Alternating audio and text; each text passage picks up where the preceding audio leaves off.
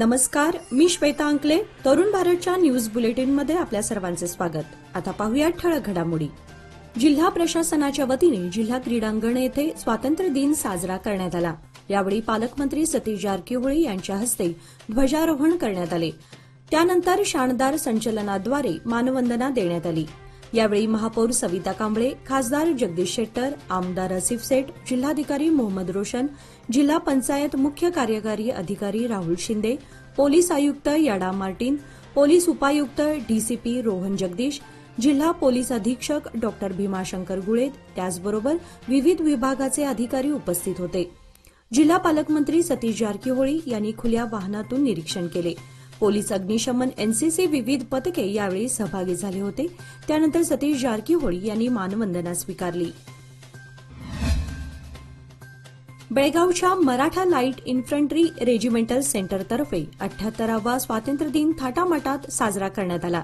Cycle रॅलीच्या माध्यमातून देशभक्ती जागृत करून एकात्मता आणि अभिमानाची भावना व्यक्त करण्यात आली.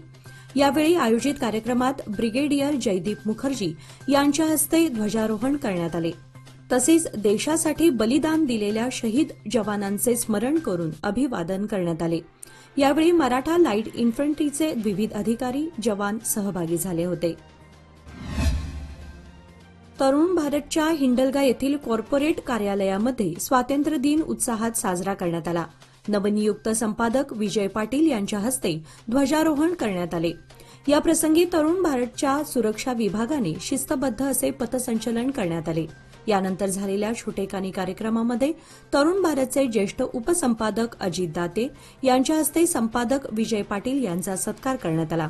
तरुण भारतचे समूह प्रमुख व सल्लागार संपादक डॉ किरण ठाकूर व समस्त ठाकूर परिवार तसेच संचालक सई प्रीतम बिजलाणी यांच्याबद्दल कृतज्ञ आहोत असे सांगितले.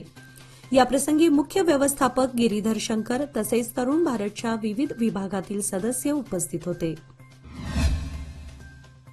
78वा स्वातंत्र्य दिनानिमित्त श्री शिवप्रतिष्ठान हिंदुस्थानच्या वतीने हिंदवी स्वराज स्वातंत्र्य दिन पदयात्रा काढण्यात आली. प्रारंभी छत्रपती श्री शिवाजी महाराज उद्यान येथे शिवरायांच्या मूर्तीला अभिषेक घालण्यात आला. त्यानंतर शहर प्रमुख अनंत चौगुले व वडगाव अनुगोळ विभाग प्रमुख पुंडलिक चव्हाण यांच्या हस्ते मूर्तीला पुष्पहार घालण्यात आले. कर्नाटक प्रांत प्रमुख किरण गावडे यांच्या हस्ते राष्ट्रध्वज तसेच भगवा ध्वज चढवून या पदयात्रेला सुरुवात झाली.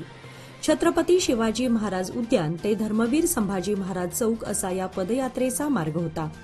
यावेळी विभाग प्रमुख चंद्रशेखर चौगुले, किरण बडवानाचे, शिवाजी मंडोळकर, अमोल केसरकर, विजय कुंटे, गजानन पवार, मारुती पाटील, अजित जाधव, मंगेश हरिहर तसेच अनेक धारकरी उपस्थित होते.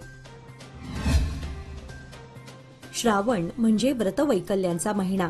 मंगळागौरीबरोबरच श्रावण शुक्रवारच्या पूजेलाही अनन्यसाधारण महत्त्व आहे. विविध रंगी आकर्षक फुलांची आरास करून श्रावण शुक्रवारी देवी मातेची आराधना व पूजन केले जाते. आज श्रावण महिन्याच्या दुसऱ्या शुक्रवारी श्री अंबाबाई देवस्थान शहापूर येथे दर्शनासाठी भाविकांनी गर्दी केली होती. मंदिराबरोबर अगदी घरोघरीही लक्ष्मी मातेचे पूजन केले जाते. आपल्या परिवारातील व्यक्तींना उत्तम आरोग्य, दीर्घायुष्य, सुखसमृद्धी लाभावी, देवी मातेची कृपा सदैव आपल्या कुटुंबावर राहावी यासाठी स्त्रिया आवर्जून या श्रावण शुक्रवारी देवीचे व्रत करतात. कमी कालावधीत आकर्षक परतावा लोकमान्य सोसायटी सादर करीत आहे अनमोल आर्थिक ठेव योजना, जी देते तुमच्या गुंतवणुकीवर 10% परतावा, तेही फक्त 13 महिन्यांमध्ये. अधिक माहितीसाठी कॉल करा 1800-212-4050. योजना फक्त सभासदांकरता. नियम वाटी लागू. लोकमान्य, जिथे पैसा वाढतो आणि नातं वृद्धिंगत होतं. इंडियन मेडिकल असोसिएशनने म्हणजेच आयएमएने कोलकाता येथील आरजी कार मेडिकल कॉलेज आणि हॉस्पिटलमध्ये झालेल्या क्रूर बलात्कार आणि हत्येच्या निषेधार्थ देशभरातील आधुनिक औषधोपचार करणाऱ्या डॉक्टरांच्या सेवा 24 तासांसाठी मागे घेण्याच्या स्वरूपात देशव्यापी संप पुकारण्याची घोषणा केली आहे. सदर आंदोलन उद्या शनिवार दिनांक 17 रोजी सकाळी 6 वाजता प्रारंभ होऊन रविवार दिनांक 18 ऑगस्ट रोजी सकाळी 6 वाजता समाप्त होईल. बेळगाव आयएमएने एका प्रसिद्धी पत्रकाद्वारे या संपाला पाठिंबा दर्शवला असून आंदोलनाच्या कालावधीमध्ये सर्व आपत्कालीन सेवा वगळता ते आपल्या इतर सेवा 24 तासांसाठी मागे घेतील. पोलीस खात्याच्या वतीने सतीश जारकीहोळी आणि आमदार राजू सेठ यांच्या हस्ते हेल्मेट वितरित करण्यात आले। यावेळी पोलिसांच्या वतीने दुचाकी रॅली देखील काढण्यात आली होती।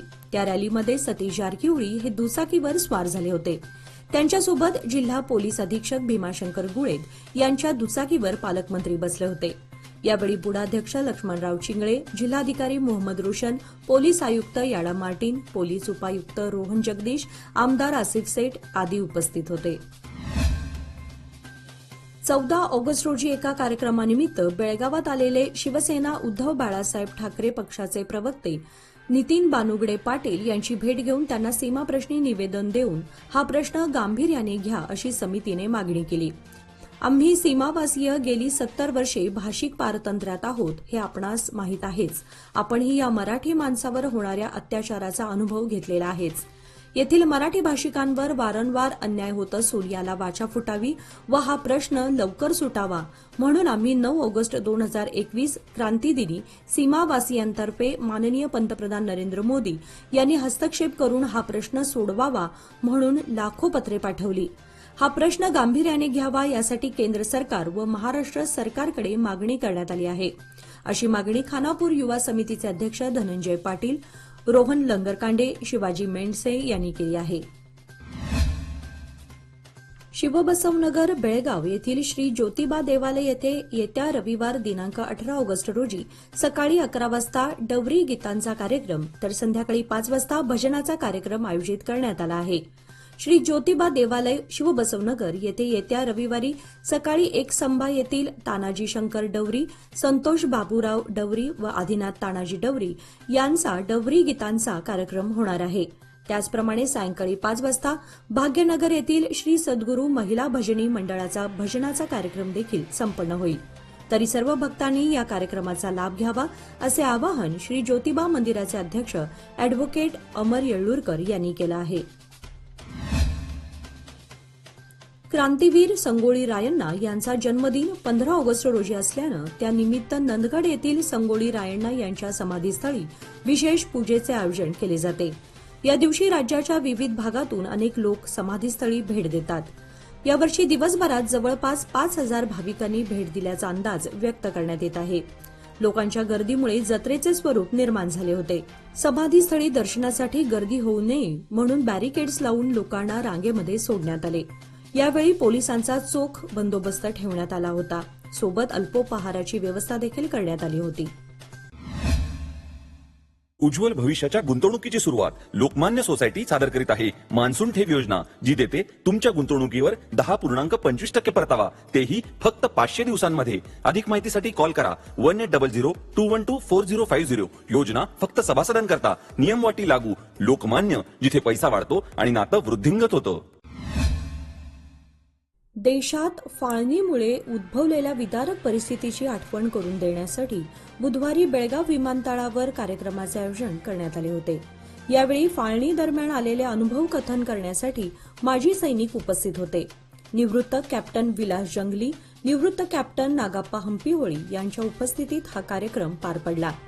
फाळणीग्रस्त लोकांचे दुःख दर्शवण्यासाठी छोट्याशा चित्रप्रदर्शनाचे आयोजन करण्यात आले होते।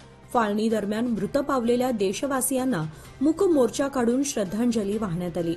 यावेळी विमानतळाचे संचालक त्यागराजन PS देसाई यांच्यासह विमानतळ अधिकारी उपस्थित होते। बहुप्रतीक्षित बेळगाव सुपर स्पेशालिटी हॉस्पिटल लवकरच सुरू होणार असल्याची घोषणा सार्वजनिक बांधकाम आणि जिल्हा पालकमंत्री सतीश जारकीहोळी यांनी केली आहे। हॉस्पिटल इमारत डिसेंबर 2022 मध्ये पूर्ण झाली असली तरी कर्मचारी नियुक्ती आणि आवश्यक उपकरणे मिळण्यास विलंब झाल्यामुळे रुग्णालय अद्याप सुरू झालेलं नाही। वित्त विभागाने आउटसोर्सिंग तत्वावर कर्मचारी नियुक्त करण्याच्या योजनेला मंजुरी दिली असून यापुढे कोणताही विलंब होणार नाही अशी खात्री मंत्री जारकीहोळी यांनी दिली। बीम्स सिव्हिल हॉस्पिटल परिसरामध्ये 140 कोटी रुपये खर्चून बांधण्यात आलेल्या सुपर स्पेशालिटी हॉस्पिटलचे उद्घाटन तांत्रिक कारणांमुळे पुढे ढकलण्यात आलं आहे। सदर प्रकल्पावर 2019 मध्ये काम सुरू झालं आहे आणि एकदा ही सुविधा उपलब्ध झाल्यानंतर स्थानिक जनतेला त्याचा मोठा फायदा होईल अशी अपेक्षा आहे। श्रीराम सेना हिंदुस्थानच्या वतीने बुधवारी अखंड हिंदुस्थान संकल्प दिन कार्यक्रम आयोजित करण्यात आला होता।